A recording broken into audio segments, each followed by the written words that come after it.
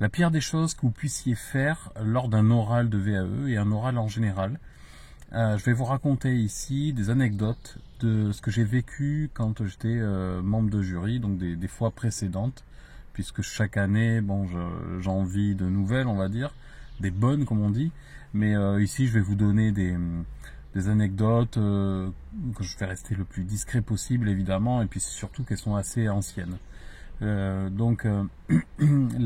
première chose, c'est la systématisation de vos réponses, et je vais illustrer ce que je viens de dire.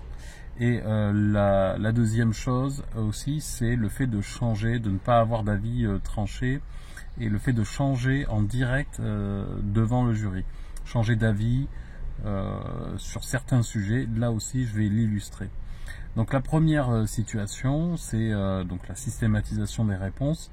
Ce qui n'est pas super bon pour vous en tant qu'éducateur, c'est quand justement vous nous démontrez, sans que cela vous gêne en plus, sans vous en apercevoir, que vous adoptez une seule et même attitude avec une seule et même réponse, d'un point de vue on va dire général, avec les personnes que vous accompagnez.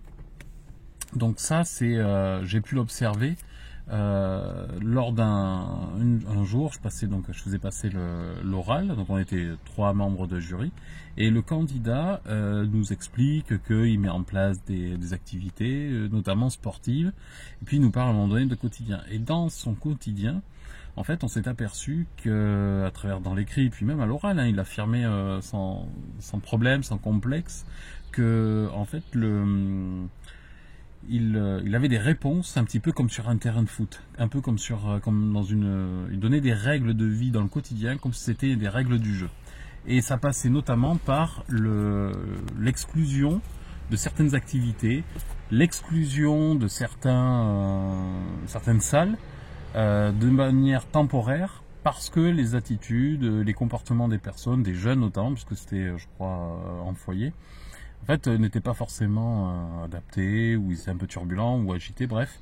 En attendant, il les excluait. Il sortait un carton rouge. Donc il avait physiquement un vrai carton rouge, comme sur un terrain de foot.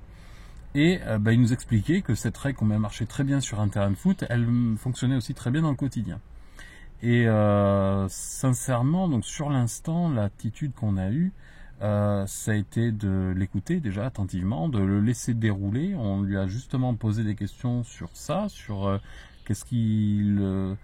comment il voyait les choses, qu'est-ce qu'il entendait par ce genre d'action, qu'est-ce qu'il voyait de positif ou négatif là-dessus. Et à aucun moment il s'est interrogé en disant oui, effectivement, peut-être que c'est pas ce qu'il y a de mieux parce que la vie ne se résume pas à un terrain de foot. Donc on l'a laissé expliquer son point de vue. Et ça, c'est quelque chose à laquelle il faut que vous vous prépariez pour l'oral. À l'oral, on ne va pas forcément vous interrompre. On ne va pas forcément venir discuter votre point de vue. En tout cas, le remettre en question d'une manière, comment dire, clairement affichée, en disant mais monsieur, qu'est-ce que vous êtes en train de dire, quoi. Parce que on va attendre de vous que vous entre guillemets, que vous expliquiez, que vous développiez ce que vous faites, pourquoi vous le faites. Et ce sont ces explications-là qui vont faire que ça va passer d'une certaine manière ou pas, parce que ça va être plus ou moins entendable. Si vous nous expliquez indirectement qu'en fait vous avez une action qui est systématisée, c'est-à-dire que vous avez un principe de base, une manière de fonctionner, que vous appliquez à tous et pour tous, alors à ce moment-là, là, ça va poser problème pour l'évaluation. Vous allez avoir, on va forcément distinguer, on va pouvoir identifier que vous ne personnalisez pas vos approches et vos réponses. Et ça va être un problème pour vous. Donc, pour amener ça à vous pour l'oral, mais sachez que vous pourriez dire des énormités. Donc là, ce cas-là, c'est juste pour illustrer. Mais ça se présente presque à chaque session, à chaque journée, il y a toujours quelqu'un qui dit à un moment donné une énormité, et on ne va pas forcément l'interrompre en disant mais qu'est-ce que vous dites monsieur ou madame. Non, on va vous laisser développer, et le problème c'est que vous n'allez pas savoir, vous, ce qui a coincé, parce que vous allez sortir de votre oral, et nous on va reformuler les manques qui sont identifiés. on va les formuler à l'écrit en disant, voilà, on conseille à ce monsieur, à cette dame, de travailler davantage tel et tel point.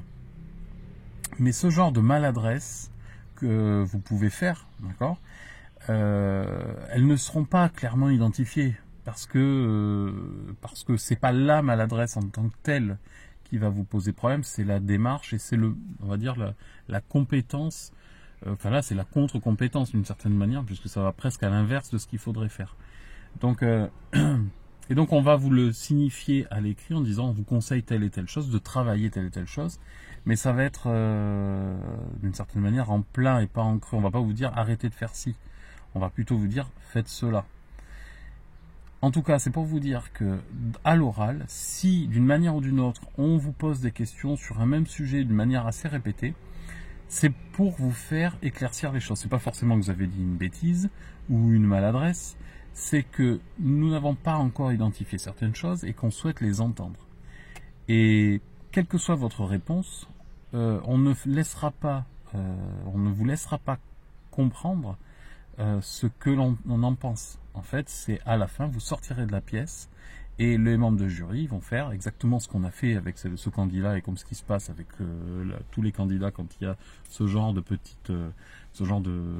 de discours qui sont tenus, ce genre de maladresse en l'occurrence là. C'est-à-dire vous sortez et c'est après qu'on se dit waouh, il a dit telle ou telle chose. Et bien souvent, hein, mais c'est vraiment plus de 95% des fois, je pense vraiment, on est tous les trois d'accord.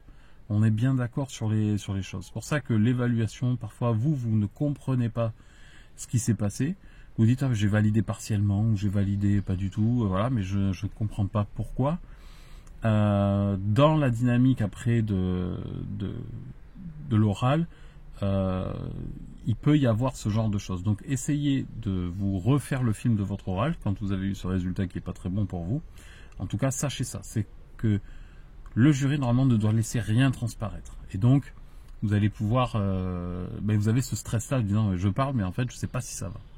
La deuxième anecdote que je voulais partager avec vous, c'est l'exemple de ce candidat, ou cette candidate, je ne vais pas dire, peu importe, de donner d'indication. On parlait d'un sujet, je ne me rappelle plus trop ce que c'était, et donc elle a changé, donc c'est une dame, elle a changé d'avis. C'est-à-dire qu'elle avait un point de vue qui était abordé dans l'écrit. Sincèrement, moi j'étais plutôt d'accord avec elle et un autre membre de jury n'était pas d'accord avec elle. Et elle s'est mise à discuter de ça. Et au fur et à mesure que l'autre membre de jury a pris en fait la parole, parce que c'est un échange, parce que c'est pas juste vous qui parlez, lors de l'échange, le membre de jury a développé en disant oui mais moi je vois les choses différemment pour telle et telle et telle et telle raison. Et au fur et à mesure que le membre de jury énonçait toutes ces raisons, le candidate se rangeait de son côté. Il disait oui effectivement, ah oui c'est vrai, et j'avais pas vu les choses comme ça. Et en fait finalement, ah ben oui mais moi aussi je pense comme ça. Et le problème c'est qu'elle s'est sentie un petit peu mal parce que tout ce que disait le membre de jury, c'était entendable, c'était fondé, c'était logique, pertinent, tout ce qu'on veut. Sauf que moi, par exemple, je ne pense pas les choses, je ne vois pas les choses de cette manière-là. Et donc, je les ai... Une fois qu'elle a eu fini, malheureusement, la candidate, elle s'était engagée en disant « Ah oui, c'est vrai, là, c'est vrai que je ne suis pas trop d'accord, je suis plus d'accord avec ce que je viens de dire. » Elle venait de changer à l'instant d'avis. Moi, je lui ai dit « Mais moi, je ne suis pas du tout d'accord, je suis plutôt d'accord avec ce que vous avez écrit. » Et en plus, je suis venu relativiser en disant « Il n'y a pas forcément... de bonne ou mauvaise réponse, c'est juste un parti pris, c'est juste un point de vue, et à la rigueur, les deux peuvent s'entendre. » Et là, je pense qu'elle s'est sentie un petit peu mal, parce qu'elle a compris qu'en fait, elle aurait pu tenir son point de vue, surtout que c'était pas un point de vue déconnant, c'est juste un point de vue. Hein, donc c'était le sujet, je crois que c'était sur voilà, est-ce que la famille fait partie, est-ce que les parents ou la famille fait partie des partenaires. Voilà, bon.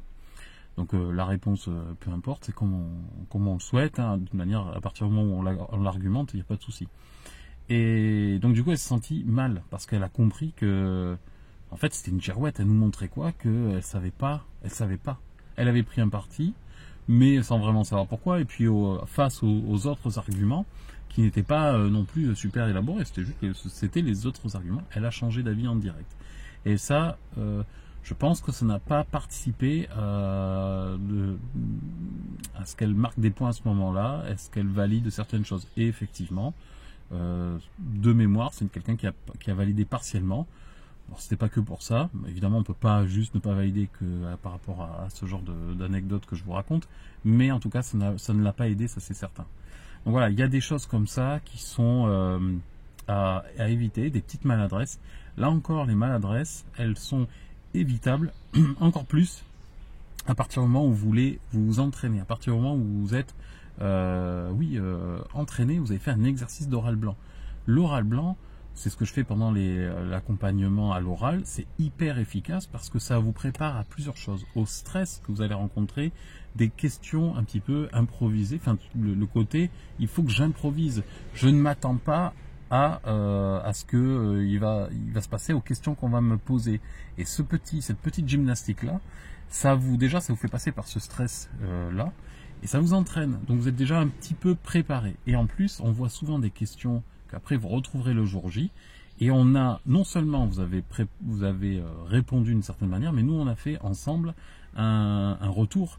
Et je vous ai conseillé des formulations, on va dire, ou des types de réponses. C'est-à-dire des constructions de réponses plus que des réponses en elles-mêmes.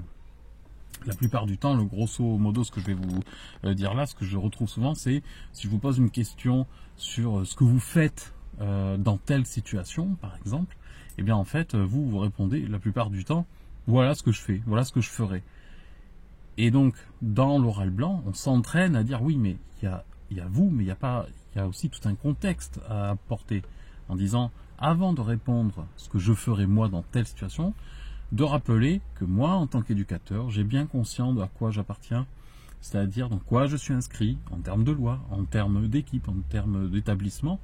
Et ensuite, parce que tout ça, alors ma réponse, sur le moment, ça serait celle-ci. Et déjà, on voit bien dans la réponse qu'il y a c'est structuré.